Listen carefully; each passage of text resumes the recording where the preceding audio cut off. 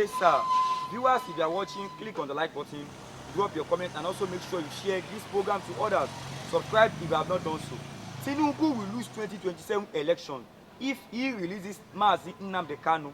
This statement is believed to be credited to the recent governor that just defected to APC, Governor of Enugu State, Peter Mba. What do you have to say about it? We saw the recent development currently going on now, more especially with the national call for the release of Mazi Nnamdi Kanu. And we have seen the more there is a push for Mazi Nnamdi Kanu's release, the more we are seeing uncredited statements coming from the entire Igbo leaders. We saw what is actually going on currently now in Enugu. The Enugu State Governor, Peter Mba, has decamped. And Odzo Kalu came. As you watch at the background of the video, you saw Odzo Kalu making unnecessary statements about the release of Mazi Nnamdi Kanu. Umahi and the rest of them, these are Igbo leaders who are involved, political leaders who are involved in this current, APC ruling, party, and that sends a very bad picture of what has Igbo leaders has become in this era currently now compared to what we used to have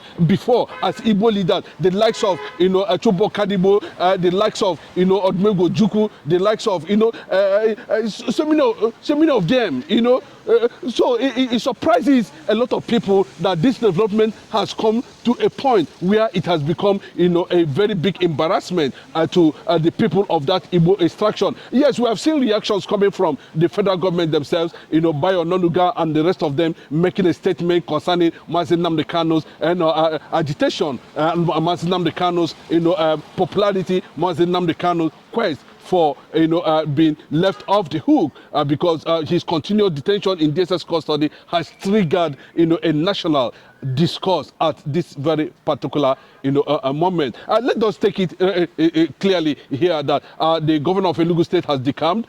We have seen more Eastern political leaders moving to APC. But let me just say that a statement that was credited to Peter Mba, the governor of Enugu State, he clearly stated that that he's going to Aso Rock so that the Igbo voice can be heard at the center. That's quite an embarrassing statement from a leader like that, making that kind of statement. That gives you a clear picture of what one becomes in Nigeria as a child. When you are in Nigeria as a child, especially from Igbo extraction, of what future do you actually have in Nigeria when leaders like this started making a statement? They lost confidence, they lost ideology, they have seen that they are politically being conquered. What is heading to South East currently now politically is total conquest. Politically, yes, total political conquest in all ramifications. There's no justification for that, because they keep on throwing up these excuses, just to align with their selfish interest. But let us come to reality. What is it actually that the Igbo leaders are looking for at this point in time, apart from making sure that whatever that is holding Mazi Nnamdi Kanu, has become a taboo, has become something that will never be celebrated by this generation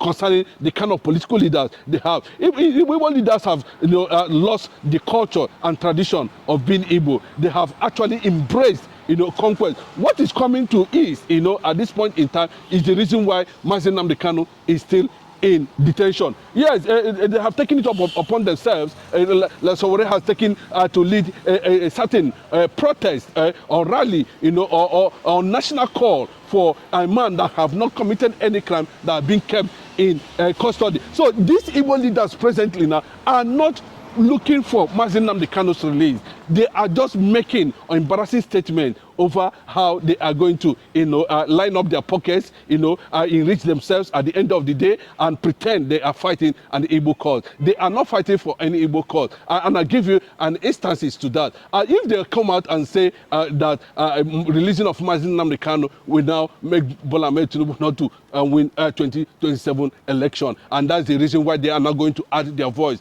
to the release of Mazi Nnamdi Kanu, that is a very devastating and unbelievable statement. statement calling from these people, they call themselves Igbo leaders. But let us look inwards and understand why are we now experiencing, this political conquest coming from the APC and a party that has been labeled as a terrorist, organization. Now they are being built on this thing under the political interest, where they find their interest, but they are not actually, protecting the interest of the people. The Igbo region currently now is under serious conquest. I can tell you, political conquest, and that is going to open up more infiltration, of jihad, political jihad in the southeast. Nnamdi Kanu must not be allowed, in whatever happens, to remain in DSS custody. The reason is why, there's no court of competent jurisdiction that have found Nnamdi Kanu guilty. Still, he has spent over 2,000 days in DSS custody. And up to this very moment, the whole body of Igbo extraction had deemed it fit to stand up against the injustice that's happening, in all ramifications in the Igbo land now, currently now. We're not talking about the demolitions that is going on of Igbo properties in Lagos. We are talking about, bringing a political conquest, and that is a very devastating one for a lot of people, all over the world. But the fact still remains that, at this point in time, I don't want to say that we have lost the political class to Fulani agenda. Honestly, I can tell you that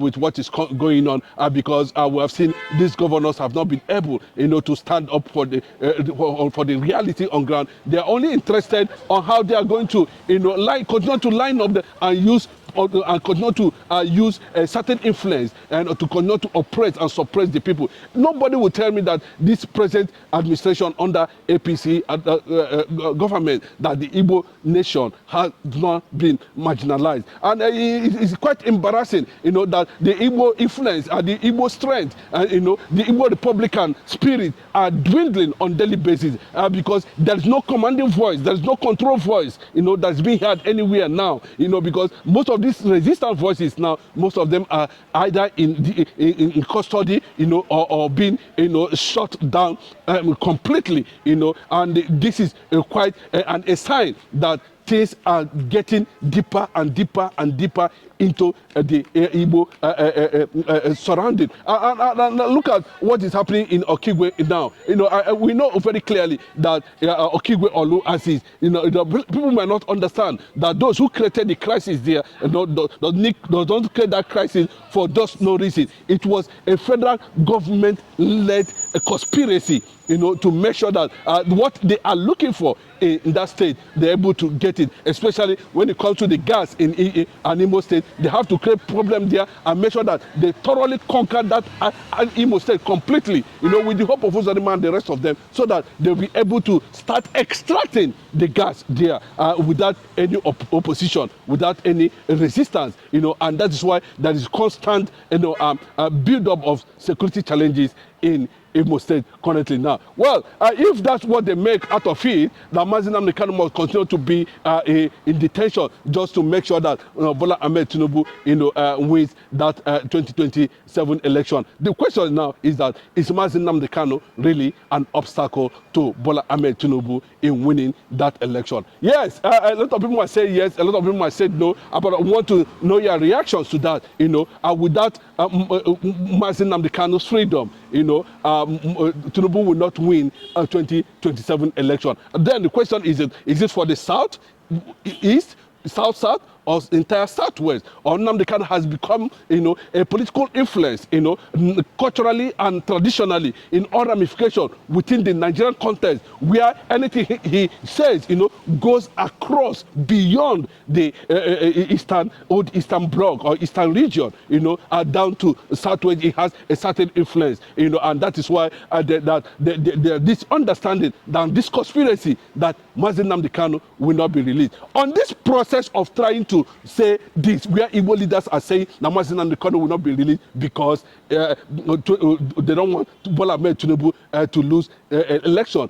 then how will you now justify this in the midst of injustice? Is it all about what the Igbo leader can come up with at the end of the day, that there's no how Nnamdi Kanu will be released, and that his release will jeopardize re-election, then Nnamdi Kanu is going to suffer the consequences of what he doesn't know, the consequences of political, embarrassment and conquest of the people of that region. I do not know how to put this there, but it is something that the whole world need to look into in solidarity for what is happening. It might look to a national, rebate at the end of the day if what we are hearing, if what we are seeing has finally become a reality, that Nnamdi Kanu will be kept in DSS custody until after 2027, possibly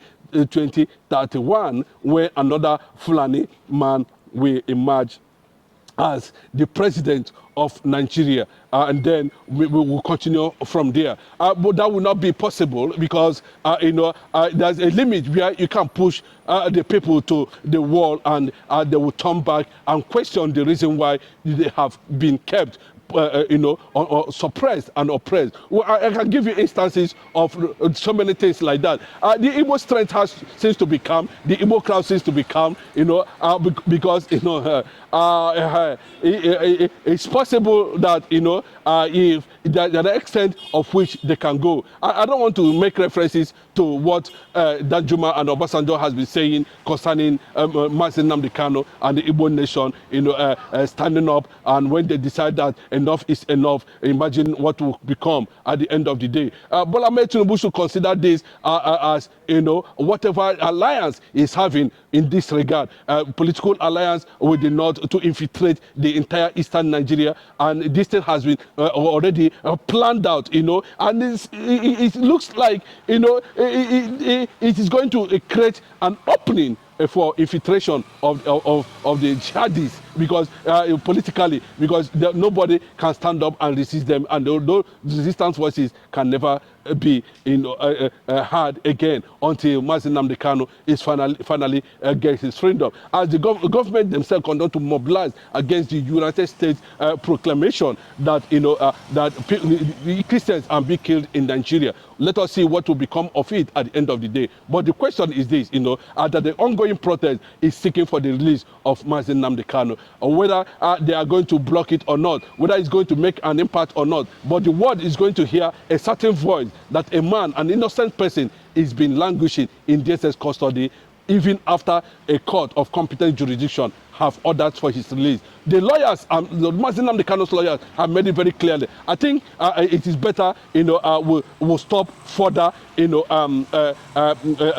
agitation for Nnamdi Kanu continuous court trial, because in the first place, he does not supposed to be tried in any court of competent jurisdiction. What is happening in Kenya presently testifies to that William Ruto have taken it upon himself to write to the ICC over how the kidnap took place in Kenya, with the Nigerian officials bribing some Kenyan political officials and security agencies, to carry out that disturbing act against Nnamdi Kanu. The Igbo nation will be liberated. That's the message. Whatever you like it or not, and that is where we are currently heading to. If Nnamdi Kanu, if they refuse to do the needful, then the needful will be done at the end of the day. Thank you. Viewers, if you are still watching, click on the like button, drop your comment, and also share this program to others. Subscribe if you have not done so. God bless you and have a nice day.